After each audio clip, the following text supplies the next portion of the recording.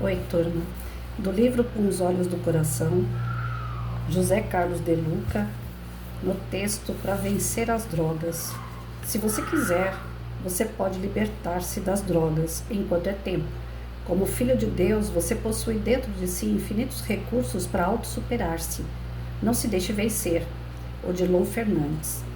Muitas famílias somente tomam contato com o problema das drogas quando descobrem um de seus familiares envolvidos com o vício, geralmente os filhos. Raro a descoberta coincidir com a época em que se deu o envolvimento com a droga. Em regra, descobre-se muito tempo depois, meses ou anos depois. Os pais ficam atordoados. Costumeiramente, se perguntam onde foi que erraram. Tenho visto casais se sentirem culpados pelo que sucedeu ao seu filho. É bom que se diga, entretanto, que tal estado em nada contribui para a resolução do problema, pois a culpa é um sentimento que nos imobiliza, prende, e isso é a última coisa que o drogado e sua família podem se permitir. Além do mais, nem sempre os pais podem ser responsabilizados pelo ocorrido. A desarmonia familiar é apenas uma das causas que empurra os jovens para a droga. Não é a única. A simples curiosidade pela droga, por exemplo, é apontada pelos especialistas como razão para o jovem entregar-se ao uso de entorpecente. Seja lá como for, o que importa é encontrar soluções sem as dramatizações que só pioram as coisas. A primeira atitude a tomar é a aceitação do fato. Quando falo em aceitação, não estou me referindo aos pais concordarem com o vício. Não é isso. É a admissão de que o problema existe e que deve ser tratado, pois muitos genitores adotam a postura de avestruz, ou seja, fazem de conta que o problema não existe. A aceitação inibe a revolta. Quando tomam conhecimento de que o filho faz uso de entorpecente, os pais tendem a agir com vingança, alguns até com violência física. É preciso superar essa fase de frustração com o filho equivocado. Está certa a psicóloga Roseli Saião ao afirmar: é justamente quando o filho deixa os pais perceberem que está usando drogas que ele mais precisa dos pais, da presença educativa deles. Há mais de 2000 anos, o homem de Nazaré alertou que os doentes eram os que precisavam de cuidados, não os sadios. Jesus afirma que os equivocados são pessoas enfermas, não são maldosas, apenas estão doentes. Necessitam de cuidados, não de castigos. Superada a fase da rejeição, os pais devem estabelecer um plano de ação em 3 níveis: físico, emocional e espiritual, os quais a seguir serão abordados. Atendimento físico. As drogas provocam efeitos nocivos ao corpo. Disso ninguém tem dúvida. É de se espantar que, no caso da maconha, ainda se vejam pessoas defendendo o seu uso sob o pretexto de não causar danos. Elas não leram o rol elaborado pelo professor Dr. Ronaldo Laranjeira, uma das maiores autoridades médicas no assunto a respeito dos efeitos nocivos da cannabis sativa: fadiga crônica, náusea crônica, dor de cabeça, irritabilidade, diminuição da coordenação motora, depressão e ansiedade, ataques de pânico, infertilidade, impotência, dentre outros. Daí se segue a necessidade de o usuário de drogas receber atendimento médico especializado. Atendimento emocional. Múltiplas razões levam uma pessoa ao mundo do vício. Conflitos íntimos, desavenças familiares, autoestima negativa, desejo de agredir os pais, baixa tolerância a frustrações, enfim, uma infinidade de motivos. Somente um psiquiatra ou um psicólogo poderão identificar as causas reais e estabelecer a terapia indicada ao caso. Os pais carecem conhecer a raiz do problema para saberem lidar com ele. Para isso, precisarão da ajuda especializada do terapeuta. Sem prejuízo do acompanhamento especializado, o fortalecimento da autoestima será fator decisivo para que o usuário deixe o mundo das drogas. Quem sente prazer de estar vivo não precisa de estímulos artificiais. Naturalmente se encontra inebriado com as possibilidades de uma vida útil a si mesmo e ao semelhante. Os grupos de ajuda proporcionam bom apoio ao usuário e seus familiares. Aqui podemos citar o relevante trabalho do AA, Alcoólicos Anônimos, criado nos Estados Unidos em 1935 por 2 alcoólatras que se beneficiaram da troca de experiências e estenderam a descoberta aos demais como também do grupo Amor Exigente, fundado em 1985 pelo padre Haroldo Joseph Hahn. Procure informações em sua cidade a respeito desses grupos que tão relevantes serviços vêm prestando aos dependentes e suas famílias. O atendimento espiritual. Não somos apenas um corpo, nossa realidade transcende a matéria densa. Somos espíritos momentaneamente vestindo um corpo, conforme temos dito em outras passagens do livro. Por isso, a realidade espiritual não pode ser esquecida em qualquer lance da existência. O Espiritismo nos ensina que a vida tem um objetivo superior, que viemos aqui para desenvolver nossas capacidades intelecto-morais. E as drogas representam um grande obstáculo para que esse objetivo seja alcançado. Muitos jovens estão voltando ao mundo espiritual em condições lamentáveis por causa dos vícios a que se entregaram. Perderam a oportunidade da reencarnação e hoje estão arrependidos pela falta de coragem em superar os percalços da existência. Se tivessem enfrentado de cara limpa seus problemas íntimos, teriam sofrido infinitamente menos do que sofreram com as consequências do vício. A visão espiritual nos dá sentido à vida, incentivando-nos a preservá-la e não a desprezá-la com tragadas, goles ou picadas. As drogas também repercutem negativamente no campo espiritual do usuário. Nossas energias se enfraquecem quando desprezamos a vida. Ficamos com o sistema imunológico espiritual em baixa, portanto, vulneráveis às energias negativas de encarnados e desencarnados. A droga não está impregnada de efeitos químicos nocivos, como também de fluidos pestilentos emanados da mente criminosa dos traficantes. Ainda não podemos esquecer que o viciado dificilmente se lembra de Deus, raramente entrega-se à prece ou vai ao templo da sua fé, o que dificulta a cobertura espiritual de seu anjo protetor. Sem um amparo mais efetivo, o usuário torna-se presa fácil de espíritos viciados. A morte não extermina o vício. Por exemplo, o alcoólatra, quando desencarna, desperta do outro lado da vida com a necessidade de beber e para saciar o seu vício, e vai procurar a companhia de encarnados viciados que se encontram com as defesas espirituais abertas para o seu contato. Nenhum viciado bebe ou se droga sozinho. Daí a importante advertência feita por Odilon Fernandes. Os jovens devem compenetrar-se de que a droga é um agente das trevas, hipnotizando-os para que as suas reencarnações redundem em fracasso espiritual. Drogados, os jovens alienam-se da realidade e, consequentemente, transformam-se em verdadeiros zumbis, fantoches, cuja vida depende da vontade de quem os manobra. Ao lado da reformulação mental, a oração e os passes que se aplicam no centro espírita serão valiosos recursos para o reequilíbrio do enfermo. Livrar-se do vício é assumir o comando da própria vida. Não deixar que nenhuma inteligência possa nos influenciar negativamente. A prece, a vivência da religiosidade, a leitura de obras edificantes, a modificação dos pensamentos negativos e o trabalho de auxílio ao próximo serão, ao lado da terapia convencional, o suporte que retirará o enfermo do vale da morte para o cume da vitória sobre as drogas. Existe, assim, dentro da própria ciência, né, uma estatística que diz que entrou é um túnel, né, que você, raras vezes, você vai conseguir sair dele, por ser escuro, por ser cheio de curvas, cheio de barreira. Então, a própria ciência física, né, humana, diz que quem entra nesse caminho das drogas, do vício, dificilmente consegue sair dele. Porque o nosso corpo, a nossa matéria, né, o nosso físico, ele não consegue se limpar totalmente. Você vai fazer o tratamento, vai fazer a higienização do seu corpo, porém, só fazer essa parte de você ser internado, fazer essa limpeza, né, que eles fazem, limpam com medicação, com injeção, né, a pessoa fica no início, inclusive, amarrada, se for o caso assim, de extremo, né, para que não utilize, mas a neura que bate na pessoa não é só uma coisa assim daquele momento. que ela foi internada e que ela está se cuidando. Isso aí pode bater a qualquer outro instante, porque a droga ela fica no organismo, por mais limpeza que faça.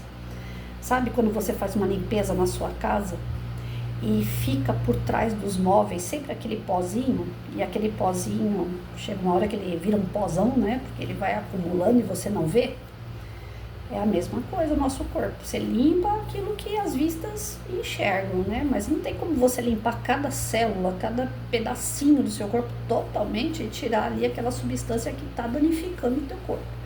Então vira e mexe, aquilo ali vai te bater de novo. O viciado, uma vez caiu para esse lado, dificilmente ele vai sair totalmente, né? Tem sempre aquela história assim, ele não pode ter o primeiro gole, que aí a recaída é fatal. Ou seja, se tornou uma pessoa doente, tinha um corpo saudável e se tornou uma pessoa doente, uma pessoa dependente, que não pode chegar perto de qualquer substância que ela vai se levar novamente, né? E mesmo que ela não vá buscar, o corpo às vezes vai dar aquelas neuras. É o nosso físico, estragou, já não está mais perfeitinho como veio. Então o tratamento físico é algo para o resto da vida, né? É como se a pessoa tivesse adquirido uma comorbidade sem cura, que ela precisa estar sempre atenta e cuidando, porque daqui por diante é uma pessoa doente, né? A gente diz que o viciado, ele já é psicologicamente doente. Ele já é desestabilizado, ele já é desequilibrado. Por isso que ele vai buscar algo que supra, né, tirar o seu medo, dar mais coragem, dar ânimo, incentivo, motivação, alegria. Então, se ele está buscando algum subterfúgio para que ele tenha condições daquilo que de cara limpa ele não tem, isso mostra um desequilíbrio da parte dele. E se é um desequilíbrio psicológico, já deveria ter sido tratado antes mesmo do vício. Após o vício, esse tratamento também vai ser um tratamento para o resto da vida. Ah, não, mas eu fui lá, eu fiz o tratamento e o meu psiquiatra, meu psicólogo, meu terapeuta, né, eles disseram que eu tô muito bem, que eu tô de alta. Você pode ficar de alta, pega férias, 1 mês, 2 meses, 3 meses, mas depois volta lá de novo e recomeça esse tratamento, independente se cair nas drogas novamente ou não. Porque o fator psicológico, ele antecedeu ao físico. Já existia um problema no psicológico antes de vir a ter o vício no físico. Então esse psicológico não caminha bem. Qualquer coisa que tire aquela pessoa do eixo, e ela é fácil de ser tirada, por isso que ela entrou no vício, ela vai voltar a buscar recursos para que ela supra essa dificuldade. Pode ser através de um tratamento, que seria o ideal, ou pode ser através do vício novamente, que não é de hoje que a gente sabe que os caras têm recaída, né? Então, o fator psicológico, ele antecede ao físico, ou seja, ele está mais doente do que o físico. O físico foi só consequência do psicológico, que já não caminhava bem. E aí tem um outro porém, que é o espiritual, que já estava viciado antes do psicológico, né? Como é que a gente consegue entender essa matemática aí? Nós somos espíritos, nós encarnamos várias e várias vezes, e quem me garante que na outra encarnação eu já não era uma pessoa viciada, e por conta dos vícios que eu assumi na outra encarnação, nessa eu vim para não cair nesse erro. A minha prova dessa vez seria: você tem que passar por isso sem usar droga. Só que eu sucumbi. O meu espírito já era viciado. E aí o meu psicológico aqui fica naquela: eu não aguento fazer isso sozinho, não, eu preciso de uma ajuda, eu preciso, nem que seja beber um gole de cerveja, não, eu preciso fumar um cigarro, pelo menos fumar a calma. Ou seja, quando você está buscando através do físico saciar o seu psicológico, porque o teu espírito está doente, veja bem que complicação. Quando a gente se complica pro lado do vício, a gente não está se complicando para a matéria. A matéria já não vai ter cura. A gente não está se complicando pelo psicológico. Não vai ter cura se eu não tratar o principal, o espírito. O problema do vício não está na matéria ou está no psicológico. Aquilo ali é só consequência do meu espírito. através das minhas livres escolhas, o meu mau uso do livre-arbítrio, pela falta de moral que o meu espírito ainda tem. Porque quando a gente tem uma certa moral, não estou falando de ser perfeito, uma certa moral, um certo conhecimento, você não vai entrar nessa, porque você sabe que vai se comprometer não só para aquela vida que você está tendo, como para tantas outras que você vai ter. A evolução espiritual depende muito das suas escolhas. E as nossas escolhas estão ligadas àquele campo do discernimento, do conhecimento que eu tenho das coisas, do bem e do mal, do certo e do errado. Esse julgamento que nós fazemos diante das coisas para o nosso bem ou para o nosso mal. Então, o espírito precisa se elevar. E aí, qual é o fundamento então? Onde é que eu vou buscar essa estrutura para que eu não caia em erros? Gente, nosso modelo único, Jesus. Ah, não, Patrícia, mas você está sendo muito quadradona, né? Você está parecendo aquelas beatas de porta de igreja, de porta de culto. Não, não é assim, tudo Jesus. Ele é o caminho, a verdade e a vida. Se alguém duvida disso, sai desse caminho para ver. Toda vez que a gente faz uma escolha que não condiz com o que Jesus ensinou, a gente se lasca e pronto. Não tem essa de beata, não tem essa de quadrada, de extremismo. Não é uma questão religiosa. Jesus não colocou uma placa em lugar nenhum e falou, essa aqui é a minha igreja. Não, mas que a igreja, seja ela qual for, ou a religião, seja ela qual for, a religiosidade que você vai praticar, seja ela qual for, ela vai te unir à moral do Cristo, ela vai te levar aos ensinamentos dele, e com isso você vai ficar longe de coisa errada? Gente, não precisa de ciência para provar, precisa. Toda pessoa que procura seguir o Cristo se deu mal aonde? Mostra para mim. Porque até hoje está lá, não roubar, não matar, não adulterar, respeitar seu pai e sua mãe, procure cuidar de você, tenha uma boa moral, seja um bom amigo, seja solidário, seja caridoso. Você fazendo essas coisas, você respeitando esses preceitos, você vai se dar mal aonde? Conta pra mim. Então, a questão fundamental para o ser humano dar certo ou dar errado são as suas escolhas, e as suas escolhas estão atreladas ao seu caráter, estão atreladas à sua conduta moral. A nossa conduta tem que estar de acordo com a nossa moral. E a nossa moral, para a nossa elevação espiritual, ela tem que ser boa. Não precisa ser perfeita, mas tem que ser boa. Se a gente não tiver uma boa conduta, uma boa moral, as nossas escolhas geralmente são as piores. E as consequências delas também. Então, tratamento tem o pós, né? Tem o tratamento psicológico, tem o tratamento físico, através da ciência, tem o tratamento espiritual, tem. Eles estão aí.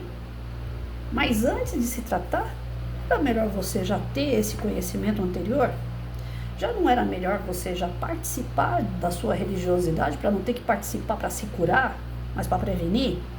Já não era interessante, poxa, eu me sinto muito inseguro, eu me sinto com muito medo, eu tenho vontade, mas eu não tenho coragem, não sei o quê. Pô, não era melhor você já ter prevenido qualquer outra situação, fazer um tratamento psicológico, psiquiátrico, se for o caso, se for um caso mais emergente? Porque às vezes o psiquiatra ninguém quer procurar, porque não vai me dar remédio, vai ficar me chamando remédio. Mas às vezes o caso é muito grave. Um caso de pânico, por exemplo, um caso de depressão, por exemplo. Você acha que você vai cuidar só conversando com o psicólogo? Não. Você vai ter que passar no remédio, vai ter que passar no médico para tomar um remédio. E para antecipar que crises maiores e piores aconteçam. Então, lembram lá do texto anterior que ele falou? Prevenir ainda é melhor do que remediar. Tem remediação, né? Tem como você cuidar depois, mas é cuidar pro resto da vida. Você não quis cuidar antes. Você acha que você vai querer cuidar pro resto da vida? Cada vez que você chegar num médico, num psicólogo, num psiquiatra e falar assim, olha, você tá livre, você tá de alta, você tá joinha. Nunca mais você vai querer voltar. Só que as crises vão voltar. Porque você não tá curado, você não tem um equilíbrio para falar assim, não, agora eu tô limpo. Toda vez que eu encontro uma pessoa, pela internet principalmente, você conversa com pessoas que você nunca viu na vida, e aí a pessoa fala assim, eu já fui viciado, hoje eu tô limpo. Dá vontade de falar para ele, você nunca mais vai estar limpo, né? Patrícia, mas e a evolução? Não é assim, ele vai evoluir, ele vai se limpar, mas não é assim. Chegou lá, fez um tratamento, tô limpo, acabou. Se fosse assim, tava bom, gente. Droga não mataria tantas pessoas como matam. As pessoas não se matariam por conta de droga. As pessoas não roubariam por conta de droga. Tá um caos de violência lá fora, porque as pessoas não têm cura assim da noite pro dia, não. Engana-se quem pensa que faz um tratamento aqui, outro ali, pronto, já tá limpinho e acabou. Porque as recaídas vêm, elas vêm forte, mais forte do que o primeiro ataque. É como uma gripe extremamente forte que você se cura, você fala assim, nossa, sofri tanto, mas graças a Deus acabou. Quando vê você tem aquela recaída da gripe, ela não vem estourando tudo. É a mesma coisa, mesma coisa. Nosso organismo ele trabalha praticamente da mesma maneira para tudo. Tudo aquilo que aparentemente está curado, quando dá uma crise, ela vem muito pior. Porque não é o corpo, é o espírito que vai passar por aquela provação. E aí vem com tudo que é para falar, vamos lá, vamos ver se você está limpo mesmo, né? Aí você vai falar assim, então você não acredita em recuperação? Lógico que eu acredito, mas não da noite para o dia. Talvez numa única encarnação. Às vezes a pessoa precisa de muito mais do que uma. Tem pessoas que vêm e falha, vêm e falha, vêm e falha. O que acontece com essas pessoas? Acabam vindo num corpo debilitado, com limites nesse corpo. Porque toda vez que ela vem, ela falha. Toda vez que ela vem, ela procura algo ilícito, algo que vai machucar ela, algo que vai prejudicar. Então chega um dado momento que os amigos espirituais falam assim, olha, quer saber? Você vai vir na dependência de alguém agora para cuidar de você. Porque toda vez que a gente te deu o livre-arbítrio para você utilizar de verdade, você não soube utilizar. Então agora você tem o livre-arbítrio dentro de um corpo contido, limitado. Ali você não vai poder entrar num bar, ali você não vai poder entrar num local onde vende droga mais ilícita, mais pesada. Então, assim, se vocês veem situações de pessoas, às vezes cadeirantes, pessoas às vezes acamadas, pessoas com limitações físicas bem difíceis, né? A gente tem que ter a solidariedade, a gente tem que ter a compaixão. Mas dó a gente não pode ter. Porque ninguém sabe qual foi o real motivo que fez a pessoa ficar naquela limitação. Como eu, por exemplo, tenho poliomielite. Então, tem horas que a minha perna, minhas mãos, elas não querem funcionar adequadamente. Hoje em dia, a maior dificuldade que eu tenho com a minha mão, segurar uma caneta. Eu não tenho esse músculo. Como é que você segura uma caneta com ela caindo na mão o tempo todo? Eu fui professora há mais de 32 anos. O meu instrumento de trabalho é uma caneta. Eu amo escrever, adoro pegar caneta, tenho caneta de tudo que é cor aqui. E para mim é terrível. E por que será que a minha mão foi afetada? O que será que eu fiz com a minha mão para ela chegar nesse ponto aqui? Pode ser nessa encarnação, pode ser numa outra, nervosismo, que eu sou muito nervosa, que eu sou muito estourada. Pode ter sido alguma coisa mais grave que eu tenha feito com essas mãos e que hoje eu tenho que dar valor a elas. Talvez eu utilizei elas para o mal. E eu não tenho dó de mim, eu só tento buscar a compreensão. Não tem cura. Nesse momento não tem cura. Poliomielite não tem tratamento, então vamos tratar. Mas se eu tivesse sido uma pessoa mais equilibrada, mais boazinha, mais legalzinha, eu não teria tido a poliomielite, porque ela é um estouro no corpo da pessoa quando ela tem um excesso de nervosismo, de estresse.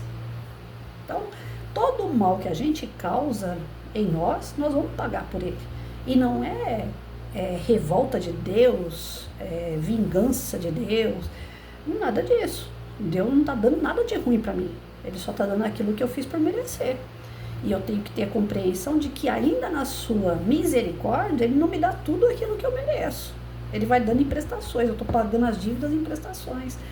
Então a pessoa que mexe com o seu psicológico, o seu espiritual, o seu físico negativamente, ele está sujeito a ter coisas negativas em volta dele. E como foi falado, a questão espiritual ainda vem mais os companheiros espirituais. Me diga com o que você faz, que eu digo, com quem tu andas.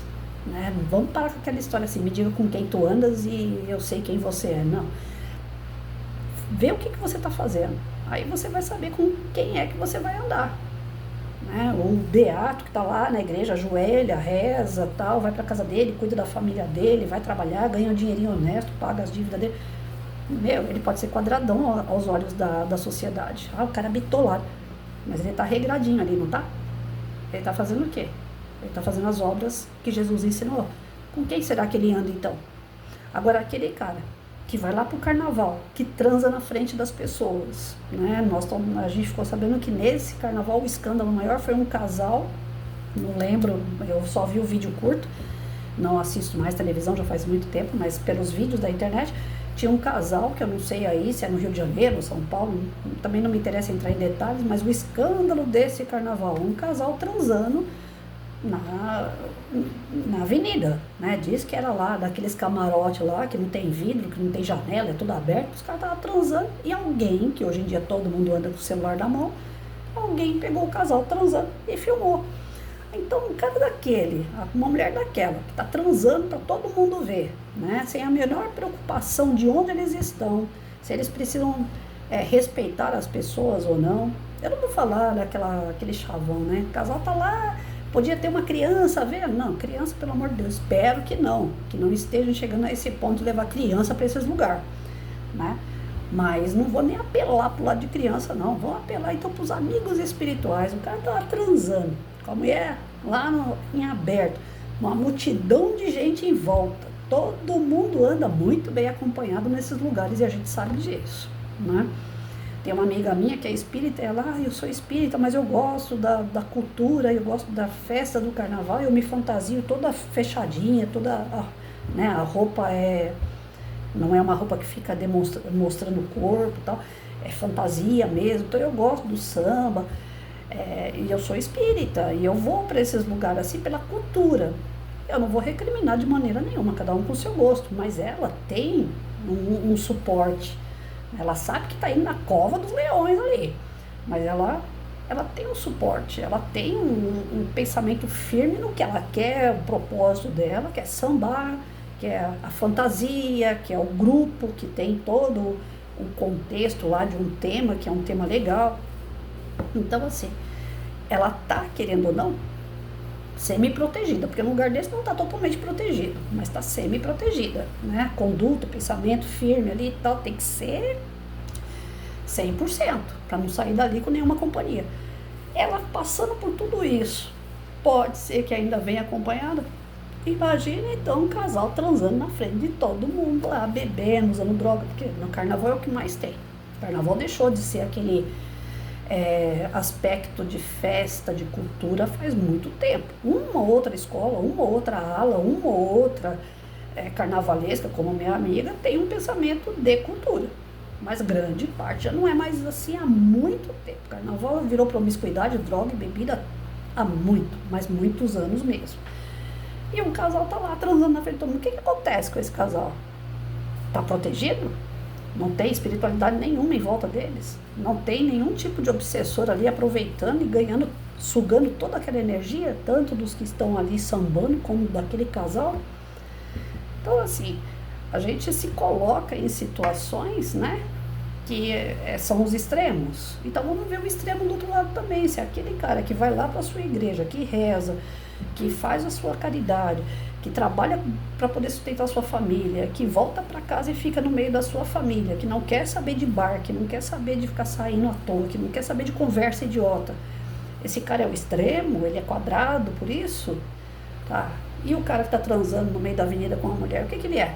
Ele não é extremo? E com certeza deviam estar bebendo, deviam estar fazendo uso de alguma coisa? Não é extremo?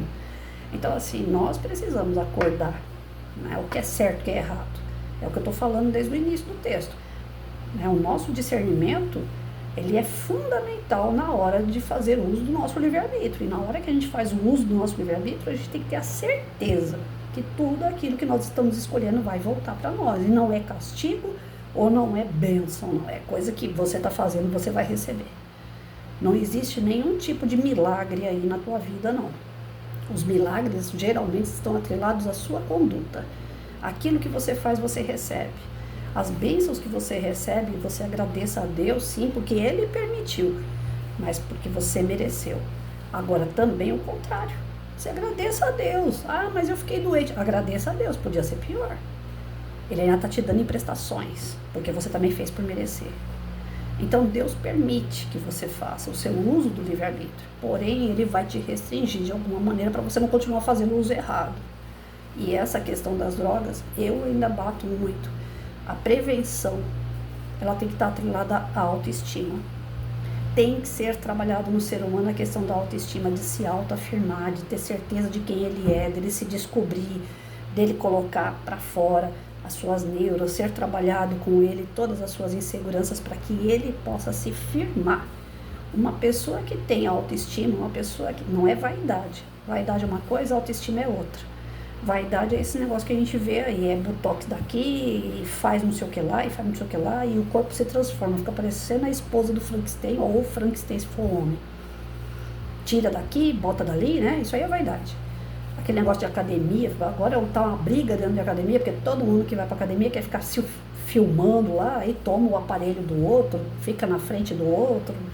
Olha que ponto que nós chegamos. Um lugar onde as pessoas deveriam se cuidar no físico, virou uma competição, uma briga para ver quem é que aparece mais com a bunda, quem é que filma, quem é que ganha o outro. A academia está contaminada também, é outro espaço que está bem contaminado. Né? Então a pessoa tem que ter um pensamento muito firme, eu estou indo lá para fazer o meu exercício porque o médico recomendou, se eu não fizer eu vou ficar com uma cadeira de roda. Né? Eu vou lá porque eu preciso emagrecer, porque se eu engordar o meu pâncreas, o meu fígado não trabalha direito. Então, quer dizer, as pessoas têm que ir pela consciência da saúde. E isso sim, é você ter uma autoestima.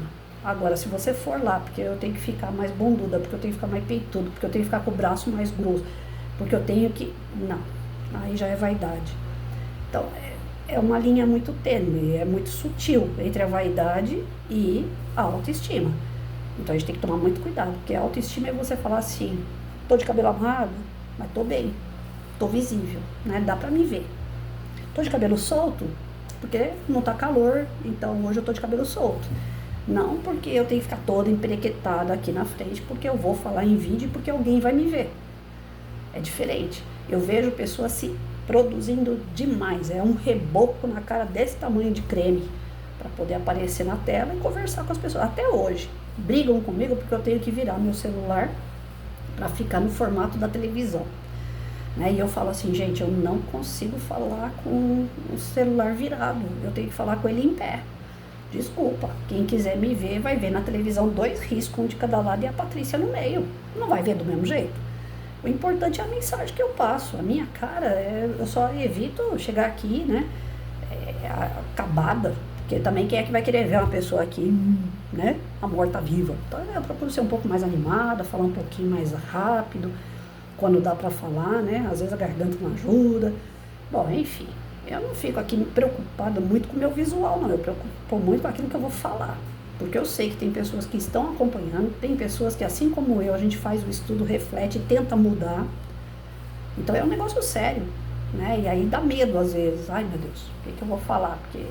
E se eu falar alguma coisa e ferir, ou então se eu falar alguma coisa e tocar demais na pessoa, ou a pessoa leva muito ao pé da letra, porque eu falar é uma coisa, o que o outro vai entender, a responsabilidade triplica.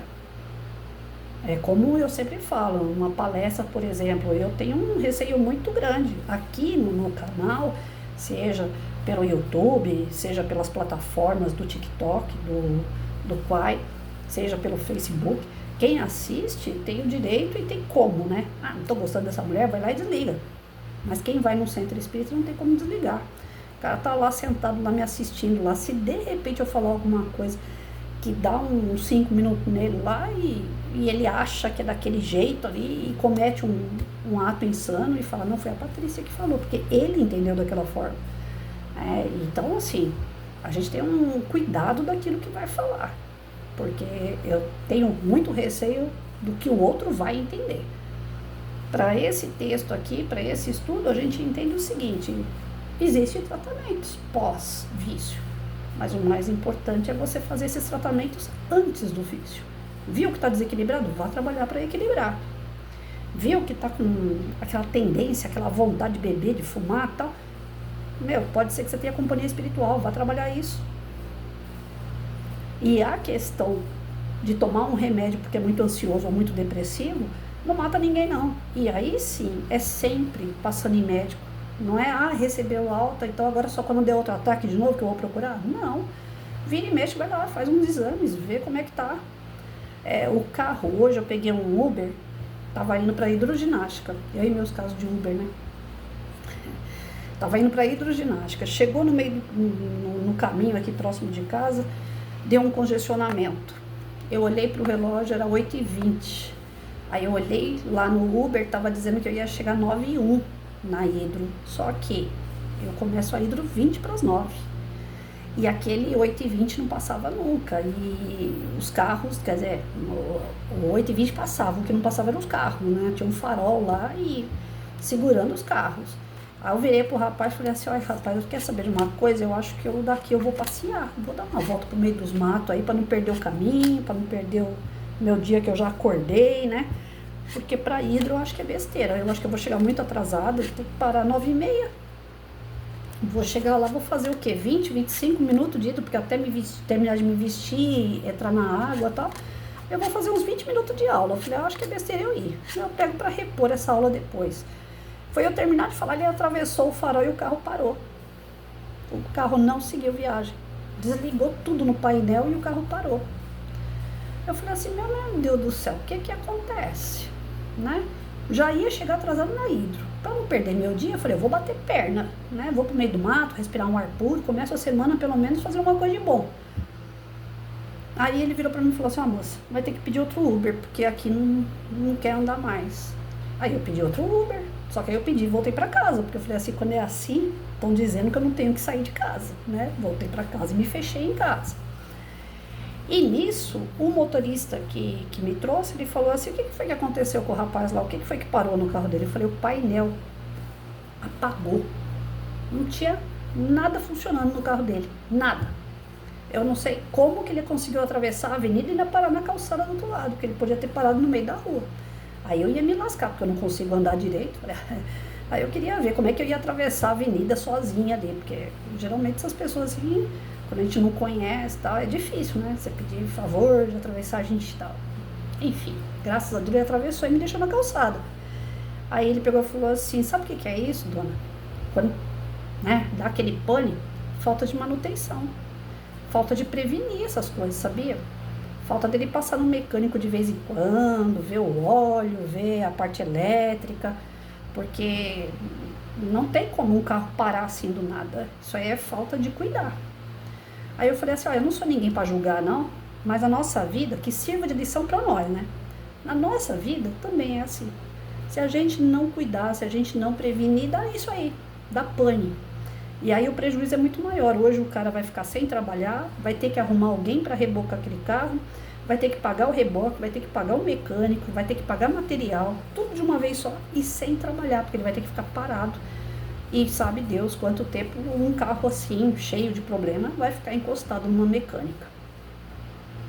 A mesma coisa é o nosso corpo, a mesma coisa é a nossa encarnação. A gente vai perder muito tempo se a gente não cuidar. Então nós temos que cuidar. Eu sou mais no prevenir, eu estou lá presa, né? No texto anterior, onde ele fala, prevenir é melhor que remediar. Porque o remédio tem, mas são paliativos. E aí para você se restabelecer, não vai ser da noite para o dia. Você até consegue, mas geralmente não consegue numa encarnação. Depois que você entra pro vício, geralmente não é uma encarnação que resolve. Geralmente. Nós somos muito atrasados moralmente para falar assim, não, na outra encarnação eu venho e ó, arrepio, passo de boa. Não é bem assim não. E as provas vêm cada vez maiores, mais pesadas. De repente a pessoa passa fome, vem nascer num lugar miserável, vem nascer no meio de um monte de traficante, num monte de droga. As provas vêm cada vez maiores. E as companhias espirituais, até sair de perto, também não é assim não. Não se engane achando que vai no centro espiritual, toma um passe, faz um tratamento espiritual e tá limpinho. Assim como você também não pode se enganar achando que vai tomar um remédio, vai tomar algumas injeções, o seu corpo vai ficar totalmente limpinho da noite pro dia. Não é assim. Todo tratamento de vício, pós o vício, ele leva muito tempo e ele é constante, ele é para, às vezes leva até o desânimo, por isso que as pessoas geralmente se entregam. Tô tratando, não tá dando efeito, então dane-se. Vou me jogar nisso aí de uma vez. A maioria sucumbe, porque não é um tratamento fácil, seja qualquer um dos três. seja psicológico, seja espiritual, seja o físico, nenhum dos três vão ser fáceis. Todos eles vão exigir persistência, resignação, esperança, vontade. E se a pessoa não teve nada disso antes, depois de se viciar, será que ela vai ter? Né? Não é desanimando, não é sendo negativa, é sendo realista, gente. Como uma professora que trabalhou com isso há mais de 32 anos. Alunos meus que entraram nessa, é complicado. Não sai assim fácil, não. Né? E como espírita, a gente conversa com espíritos no campo espiritual que sempre falam, me arrependo muito, eu só fiz besteira, eu não deveria ter feito. Né? Então eles se arrependem demais. Chegam no plano espiritual, quando eles vão lá para o umbral, que geralmente você é um suicida, por mais que você não tenha se matado totalmente, você estava se matando, né? O vício, ele é uma morte dividida em parcelas, né? E aí, geralmente, essas pessoas vão para no Vale dos Suicidas, né? E lá eles se encontram um mais deplorável que o outro. Eles falam, meu, o que eu fiz da minha vida? Olha onde eu vim parar. Tem um livro que eu não consegui ler todinho também. Tem o Memórias de um Suicida, né? Que esse daí é da Ivone, eu não consegui ler ele, comecei, deu muita dor de cabeça, eu parei, muito pesado. E o Memórias de um Toxicômano. Não, Toxicômano. Memórias de um Toxicômano. Procurem esse livro. Quem quiser entender o que eu estou falando. Ali tem a história de um cara que do outro lado ele tomou total consciência de todos os erros que ele cometeu e como era difícil ele poder estar se acertando novamente. Né? E aí o cara, quando chega do outro lado arrependido, tá, a espiritualidade maravilhosa, fala, não, nós vamos te dar outra oportunidade. Só que todas as oportunidades, elas são pesadas, cada vez mais pesadas. Né? E o espírito está cada vez mais fragilizado pela utilização das drogas. É difícil. Sair, sai. Uma hora vai sair. Mas é muito difícil. Então, o negócio é não entrar, né, gente?